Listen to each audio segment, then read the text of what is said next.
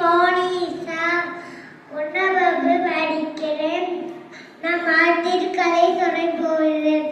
ஒரு ஊர்ல பெரிய மரம் இருந்துச்சு. பெரிய காடு இருந்துச்சு. பெரிய பெரிய காடுலாம் இருந்துச்சு. நல்லா வாழ்ந்துட்டு இருந்துச்சு.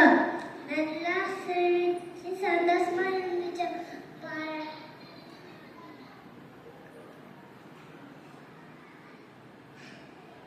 ஒரு ஊர்ல மனிதன் வந்துட்டு இருந்தான். டெய்லியும் மாட்டு வெட்டி போனானா.